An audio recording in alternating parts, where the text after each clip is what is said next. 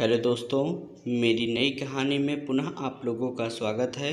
आज हम आपके लिए लेकर आए हैं बहुत ही इमोशनल कहानी, माँ का दर्द। आइए कहानी शुरू करते हैं। दिव्या बेटा, आप लोग अचानक खबर भी नहीं किया, सब ठीक तो है? अचानक दिव्या को देखकर उसकी माँ सुमित्रा ने पूछा। अरे माँ, कम से कम अंदर तो आने दो, या फिर यहीं पर खड़े होकर सब बातें बता दें। दिव्या ने शिकायत की। चलो बेटा अंदर आओ, मैं तो भूल ही गई थी, सुमित्रा ने हंसते हुए कहा। सुमित्रा ने जल्दी से रसोई घर में जाकर बेटी और दामाद के लिए चाय नाश्ता तैयार किया और नाश्ता देते हुए बोली, सब ठीक तो है ना दामाद जी? यूँ अचानक अभी सुमित्रा ने अपनी बातें पूरी भी नहीं की थी, बीच में दिव्या बोल पड़ी। माँ, बताती हूँ ना मैं सब आपको, पहले आराम से बैठकर चाय तो पी ले। चाय नाश्ता करते ही दिव्या के पति रितेश ने जाने की अनुमति मांगी। सुमित्रा ने कहा, इतनी जल्दी? अभी तो बैठे भी नहीं हैं, कुछ बातें भी नहीं की। अरे माँ, मैं आपके साथ ही रुकने वाली हूँ, मैं कौन सा इनके साथ जा रही हूँ, इनको जाने दीजिए, इनको थोड़ा काम है। इतना कहकर दिव्या रितेश के साथ घर के बाहर तक आई। रितेश ने कहा, माँ ने जो कहा है वो याद रखना, अब आ ही गई हो तो कहीं मन मत बदल लेना अपना, ठीक है? दिव्या ने बस इतना ही कहा और उदास चेहरा लेकर अंदर आ गई। अंदर आते ही सुमित्रा फिर से शुरू हो गई।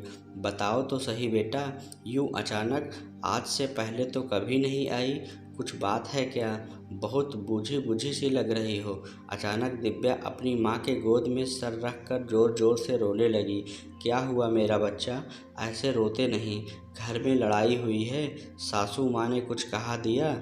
और भी पता नहीं कितने सवाल एक ही सांस में सुमित्रा ने दिव्या से पूछ लिए। नहीं माँ, ऐसा कुछ नहीं हुआ। तो फिर बताओ, बात क्या है? बताओगी नहीं तो कैसे पता चलेगा मुझे क्या हुआ? अब की बार तो तुम अपनी दोनों बच्चियों को लेकर भी नहीं आई।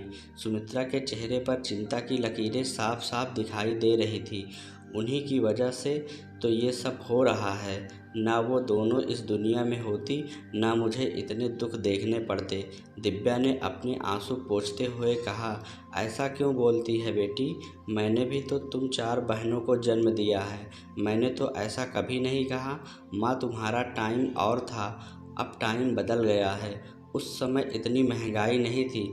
दिव्या ने जैसे सफाई दी, वो टाइम बदल गया है, ये बात तुम कह रही हो? टाइम बदलता नहीं, बदला जाता है। तुम माँ होकर अपने बेटियों के लिए ऐसा बोल रही हो तो दूसरों को अपने आप ही बोझ लगेंगे। खैर छोड़ो, यह बताओ बात क्या है? सुमित्रा ने दिव्या का हाथ अपने हाथ में लेते हुए कहा। माँ, तुम्हें तो पता है, मैंने 2 नहीं 3 बच्चियों को जन्म दिया है, चाहे एक इस दुनिया में हो या ना हो। इसके बाद मुझे ससुराल में कितने ताने सुनने पड़ते हैं कि मैं उनका वंश नहीं चला सकती। माँ, फिर से प्रेग्नेंट हूँ, अगर अब की बार भी। और फिर से दिव्या की रिलाई फूट पड़ी। फिर से?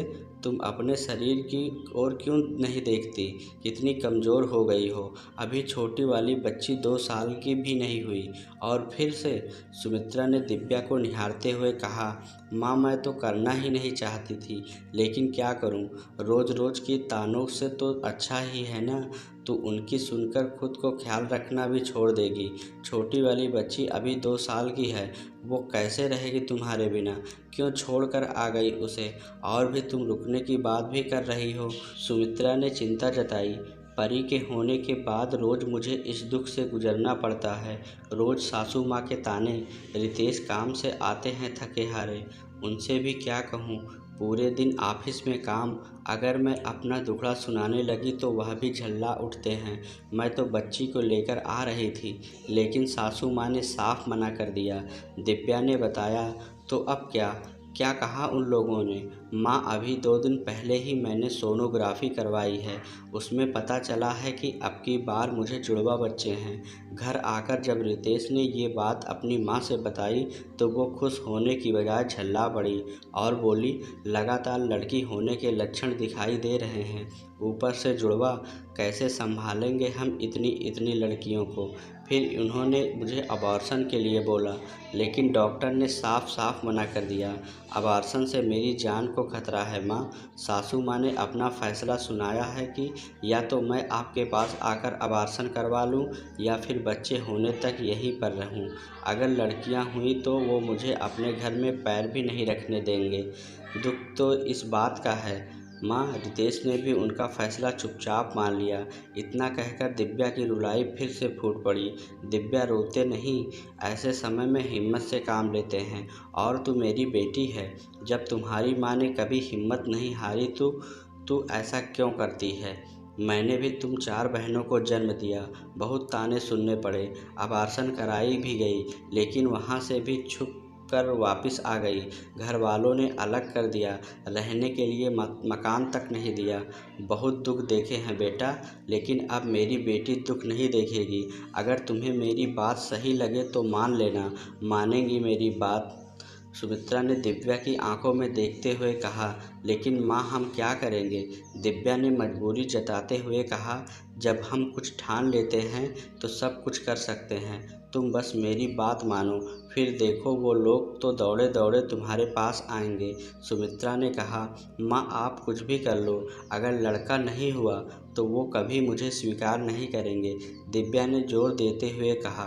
अगर वो स्वीकार नहीं करेंगे तो क्या तुम्हारी ज़िंदगी खत्म हो जाएगी? तुम अपने बच्चों के लिए जीना नहीं चाहोगी? सुमित्रा ने दिव्या को समझाया। अपने बच्चों के लिए ही तो जी रही हूँ, वरना तो कब की। नहीं बेटा, ऐसा नहीं बोलते। सुमित्रा ने बेटी को गले लगा लिया।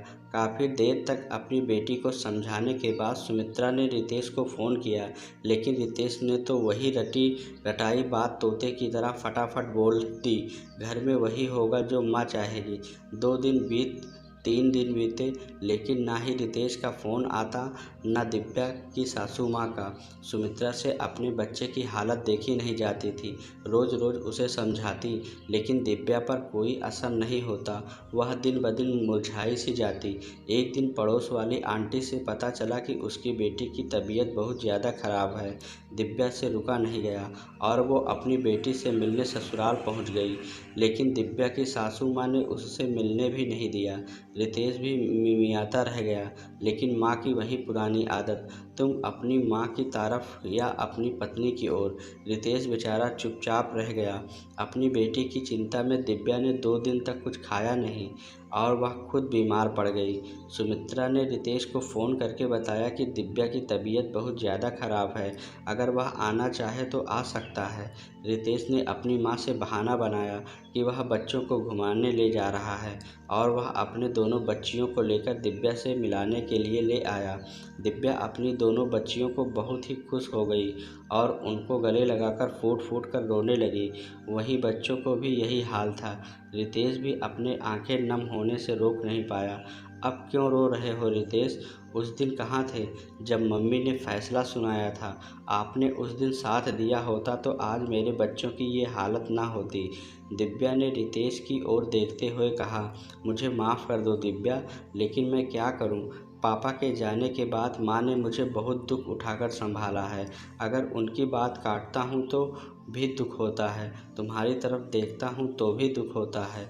अब मैं करूं क्या, तुम ही बताओ। मैं तो अपने परिवार के बीच में ही फंस सा गया हूँ। इतना कहकर रितेश वही सोफे पर पसर गया। बेटा, आप भी अपनी जगह सही हो, लेकिन माँ के साथ साथ अब दिव्या भी तुम्हारी जिम्मेदारी है और बच्चे भी। माँ की बात काटने को नहीं बोलती मैं, लेकिन उनको समझा तो सकते हो। मैं जानती हूँ आप भी बच्चों के बिना खुश तो नहीं रहते होंगे। सुमित्रा ने अपने दामाद से कहा। आपको क्या लगता है मैं उनको समझाता नहीं? रोज़ बच्चों का उदास चेहरा देखकर मैं उनसे कहता हूँ, लेकिन उनको तो सिर्फ घर के चिराग की पड़ी है, कौन समझाए उनको। रितेश ने अपना माथा पकड़ लिया। मेरी बात मानो तो कुछ दिनों के लिए आप अपनी माँ से दूर चले जाओ और उनसे बात भी मत करो। अब उन्हें समझाने का यही एक रास्ता है। सुमित्रा की बात सुनकर रितेश सोचते हुए दिव्या और बच्चों की तरफ देखने लगा। सुमित्रा ने जब रितेश को जो ये सुझाव दिया कि वो अपनी माँ से कुछ दिनों के लिए मिलना और बातें करना बंद कर दें, तो शायद उन्हें समझ में आए कि वो कितना गलत कर रही हैं। रितेश भी अपनी माँ शारदा को समझा कर थक चुका था। उसे भी यह तरीका ठीक लगा, लेकिन मन ही मन कहीं न कहीं वो भी डर रहा था। उसे अपनी माँ की चिंता थी, लेकिन अपने बच्चों के लिए उसने यह कदम उठाना भी मंजूर कर दिया। दूसरे दिन रितेश सुबह सुबह काम के लिए ऑफिस से निकला, लेकिन शाम को घर नहीं लौटा तो कि माँ शारदा चिंता होने लगी। रात के 9 बजने को आए, लेकिन अभी भी रितेश घर पर नहीं पहुँचा। बच्चियाँ बार बार अपने पापा के बारे में पूछ रही थी कि दादी माँ पापा कब आएंगे। शारदा कभी उन पर चिल्लाती, कभी प्यार से समझाती। अचानक शारदा को याद आया कि कहीं रितेश दिव्या के यहाँ तो नहीं गया, लेकिन आज से पहले ऐसा कभी नहीं हुआ कि वह बिना बताए कहीं भी गया हो। उसका फ़ोन भी तो बंद आ रहा था। शारदा ने खुद को रोकने की बहुत कोशिश की, फिर उन्होंने दिव्या को फ़ोन लगा ही दिया। अपने फ़ोन पर सासू माँ का कॉल देखकर दिव्या के चेहरे पर हल्की सी मुस्कान आ गई। दिव्या ने कॉल रिसीव किया। आगे से शारदा की आवाज़ आई, हेलो दिव्या, नमस्ते माँ जी। दिव्या, मैंने यह पूछने के लिए फ़ोन किया है कि रितेश तुम्हारे पास है क्या? वह अभी तक ऑफिस से घर नहीं आया, न ही उसका फ़ोन लग रहा है। अगर वो तुम्हारे पास है तो मुझे सच सच बता देना, मुझे उसकी बहुत चिंता हो रही है। शारदा एक ही सांस में यह सब कह गई। नहीं माँ जी, वो भला यहाँ क्यों आएंगे? आपसे पूछे बिना कभी कुछ करते भी हैं? आप रुके, मैं उनके ऑफिस में कॉल करके पूछ लेती हूँ, शायद अपने दोस्तों के साथ हों। दिव्या ने कहा, नहीं नहीं, कोई ज़रूरत नहीं है, मैं खुद कर लूँगी। लेकिन अगर तुम्हारे पास रितेश की कोई खबर हो या उसका कॉल आए तो ज़रूर बता देना। इतना कहते ही शारदा ने फ़ोन रख दिया। शारदा ने रितेश के ऑफिस में कॉल किया, लेकिन वहाँ से तो रितेश अपने टाइम पर ही निकल लिया था। अब शारदा सोच में पड़ गई। ना तो ऑफिस से कुछ पता चला, ना रितेश दिव्या के पास है, तो आखिर रितेश गया कहाँ? अब वो मदद मांगे भी तो किससे? अगर वो खुद कहीं जाती है तो घर पर बच्चियां अकेली रह जाएंगी। शारदा को कुछ समझ नहीं आ रहा था कि वह क्या करें और क्या ना करें। शारदा ने रितेश के सभी दोस्तों को कॉल किया, लेकिन उनको कुछ अता पता नहीं था। जैसे तैसे दादी पोतियों ने मिलकर रात काटी। आज शारदा को कहीं न कहीं ये भी लग रहा था कि दिव्या उनके साथ होती तो शायद ये सब ना होता। आज शारदा खुद को बहुत अकेला महसूस कर रही थी। उनसे बच्चियों की हालत देखी नहीं जा रही थी। माँ को तो उन्होंने पहले ही मायके भेज दिया, अब रितेश भी। पता नहीं क्या हुआ होगा मेरे बेटे के साथ, भगवान करे सब ठीक हो। शारदा ने दिव्या को घर वापस बुलाने का फ़ैसला किया, क्योंकि अब बच्चियों को संभालना बहुत मुश्किल था और वो खुद भी बच्चों की हालत देख नहीं पा रही थी। दिव्या के आते ही दोनों पुलिस स्टेशन गए और रितेश के गायब होने की रिपोर्ट लिखवाई।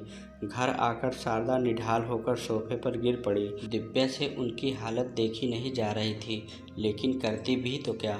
उन्हें समझाने के लिए ये सब करना ज़रूरी था शायद। पूरा दिन बीत गया, रितेश की कोई खबर नहीं थी। शारदा के गले से खाने का निवाला भी नहीं उतर रहा था। वो बस रोए जा रही थी। बार बार पुलिस स्टेशन फ़ोन करके पूछती कि मैं उनके बेटे का कुछ पता चला, लेकिन वहाँ से यही खबर आती कि अभी तक कोई खबर नहीं है। शाम को दरवाजे पर किसी ने दस्तक दी तो शारदा ने दौड़कर दरवाज़ा खोला।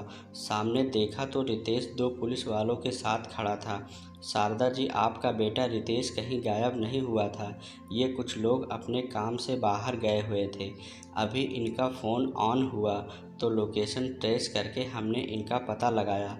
इंस्पेक्टर ने रितेश की ओर मुड़कर कहा, आइंदा कहीं जाओ तो अपने घर वालों को ज़रूर इन्फॉर्म कर देना। इतने लापरवाह दिखते तो नहीं हो।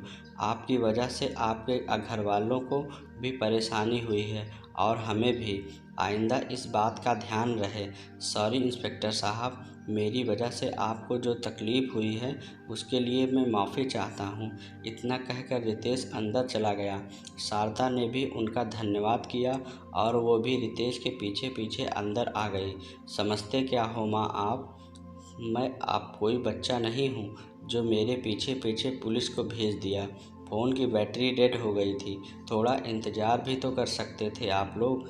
आपकी इस हरकत की वजह से मुझे कितना शर्मिंदा होना पड़ा है मेरे दोस्तों के सामने। रितेश ने गुस्से में अपनी माँ शारदा को अंदर आते ही कहा, ज़िंदगी में पहली बार अपने बेटे को अपने साथ इस तरह बात करते हुए देखा। शारदा हक्की बक्की रह गई। आज से पहले रितेश ने कभी आंख उठाकर भी बात नहीं की थी और आज शारदा से यह सहन नहीं हुआ और गुस्से में आकर उसने रितेश के गाल पर एक चांटा जड़ दिया। मैं तो अपने आप को माँ ही समझती हूँ, लेकिन तुम आजकल पता नहीं खुद को क्या समझने लगे हो। माँ हूँ, तुम्हारी चिंता होती है। आज से पहले कहीं गए हो तो बताकर ही गए हो, लेकिन बड़े हो गए हो ना, तो अपनी माँ की तकलीफ़ क्यों दिखाई देगी। तुम क्या जानो एक माँ का दर्द। इतना कहकर शारदा वहाँ से जाने लगी। मैं तो नहीं जानता एक माँ का दर्द, लेकिन आप तो अच्छे से जानती होंगी ना, क्योंकि आप एक माँ हैं। फिर क्यों आपने इन बच्चियों को अपनी माँ से अलग कर रखा है। क्यों नहीं समझती आप, इन्हें भी अपनी माँ की ज़रूरत है और इनकी माँ को इन बच्चों की। रितेश ने अपनी माँ के और करीब आते हुए कहा, मैं आपका दिल नहीं दुखाना चाहता था माँ, बस आपको समझाना चाहता हूँ कि आप मेरी ज़िंदगी हैं, लेकिन अब दिव्या और बच्चे भी उसमें शामिल हैं। मैं उनके बिना कैसे रहूँगा। ऊपर से इन बच्चियों को अपनी माँ से अलग कर दिया। मैं रोज़ रोज़ इनको घुटते हुए नहीं देख सकता। मुझे यह सब करना पड़ा। मुझे माफ़ कर दो माँ। इतना कहकर रितेश वहीं घुटनों के बल अपने माँ के पैरों में गिर पड़ा। शारदा की आंखों से आंसू बहने लगे। दिव्या ने जब देखा तो उनकी तरफ जाने लगी, लेकिन शारदा ने दिव्या से मुंह मोड़ लिया। दिव्या को लगा जैसे कुछ बदला ही नहीं और आंखों में आंसू भरकर उसने प्यार से अपने बच्चे की ओर देखा और वह घर से बाहर जाने लगी। माँ, दिव्या को रोक लो। माँ, मैं और बच्चे दिव्या के बिना नहीं रह सकते। माँ, रोको ना दिव्या को, वो जा रही है। रितेश का रो रो कर बुरा हाल था, लेकिन शारदा जी को देखकर ऐसा लग रहा था कि उन्हें कोई फ़र्क ही नहीं पड़ रहा था। देखते देखते दिव्या घर से बाहर चली गई। दूसरे दिन सुबह जब रितेश ऑफिस के लिए तैयार होकर नीचे आया तो उसने देखा कि माँ और बच्चों ने नए नए कपड़े डाल रखे हैं। गुब्बारों और फूलों से घर की सजावट भी अच्छी कर रखी थी। रितेश को समझ नहीं आया, आज तो किसी का जन्मदिन भी नहीं है, फिर यह सब साज सजावट क्यों। रितेश इन सब चीज़ों को नज़रअंदाज कर जब बाहर जाने लगा तो पीछे से शारदा जी आवाज़ दी, रितेश ज़रा रुको बेटा, यह तो बताते जाओ घर की सजावट कैसी लगी। जब आपने किया तो अच्छी होगी ना माँ, आप कुछ गलत थोड़ी ना करते हो कभी। इतना कहकर तेज कदमों से बाहर निकल गया। शारदा के चेहरे पर हल्की सी मुस्कुराहट छा गई। उधर सुमित्रा जी के घर पर दरवाजे पर घंटी बजी। बेटा जरा देखना कौन है। सुमित्रा ने रसोई घर से दिव्या को आवाज़ लगाई। देखती हूँ। दिव्या ने जैसे ही दरवाज़ा खोला तो देखा शारदा जी और दिव्या की दोनों बेटियाँ सामने खड़ी थी। दिव्या को अपने आँखों पर विश्वास नहीं हुआ। तीनों ने ही सुंदर सुंदर ड्रेस डाली हुई थी, जैसे कि घर में कोई फंक्शन हो। अंदर आने के लिए नहीं कहोगी। शारदा ने दिव्या का ध्यान भंग किया। तभी अंदर से सुमित्रा जी आई। कौन है बेटा। और शारदा जी को देखकर उनको कुछ समझ आता इससे पहले ही शारदा जी ने आगे बढ़कर सुमित्रा को गले लगा लिया। ऐसा शायद पहली बार हो रहा था। शारदा जी, आप यहाँ आने से पहले खबर भी नहीं की। सुमित्रा ने कहा, भाई हमने सोचा बहुत दिन हो गए अपनी दिव्या से मिले। कल भी ये बिना बोले चुपचाप वापस आ गई तो सोचा हम ही जाकर मिल लेते हैं। आखिर एक ही तो बेटी है मेरी। इस तरह से नाराज़ रहेगी तो कैसे चलेगा।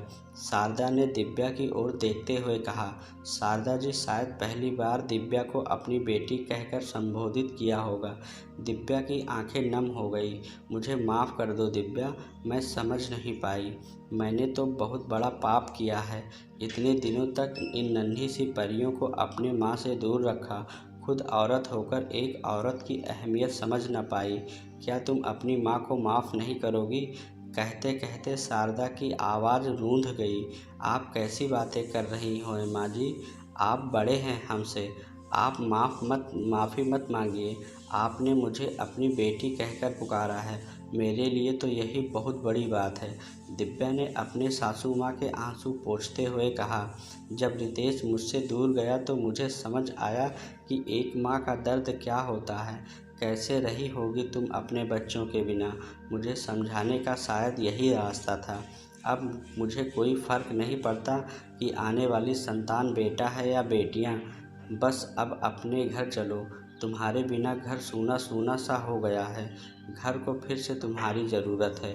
शारदा ने दिव्या का हाथ पकड़ते हुए कहा, अरे यहाँ तो माँ बेटी का प्यार उमड़ पड़ा, हमें तो सब भूल ही गए। सुमित्रा ने अपने नम आँखों को पोंछते हुए कहा, सुमित्रा जी, मैं आपकी भी गुनहगार हूँ। मैंने आपकी बेटी को बहुत दुख दिया है, मुझे माफ़ कर देना। अरे शारदा जी, आप कैसी बातें कर रहे हो। जो होना था सो हो गया, अब सब ठीक है, ये सबसे बड़ी खुशी की बात है। और एक बार फिर शारदा और सुमित्रा एक दूसरे के गले लग गई। शारदा जी ने बैग से एक साड़ी निकाली और दिव्या को दी। ये पहन बेटा, रितेश को ये साड़ी बहुत पसंद है ना, जल्दी से तैयार हो जाओ। यहाँ ना हो कि रितेश हमसे पहले घर आ जाए। ये सब उसके लिए सरप्राइज़ है, शायद मुझे मेरा बेटा माफ़ कर दे। यह कहते हुए शारदा जी ने दिव्या को साड़ी थमा दी। सब ने खुशी खुशी सुमित्रा से अलविदा दी और घर चले आए। घर आकर दोनों सास बहू ने मिलकर रितेश की मनपसंद का खाना बनाया, लेकिन इसके साथ साथ आज शारदा जी ने दिव्या के मनपसंद भरवा भिंडी भी बनाई। दिव्या से तो रुका भी नहीं जा रहा था, मन कर रहा था कि वह अभी के अभी भिंडी खाने लगे। उसकी हालत देखकर शारदा जी मन ही मन मुस्कुराए जा रही थी। शाम को जब रितेश घर लौटा तो उसने देखा कि घर में अंधेरा छाया हुआ है। रितेश ने बार बार माँ को आवाज़ लगाई। थोड़ी देर बाद लाइट ऑन हुई तो रितेश को अपनी आँखों पर विश्वास नहीं हुआ।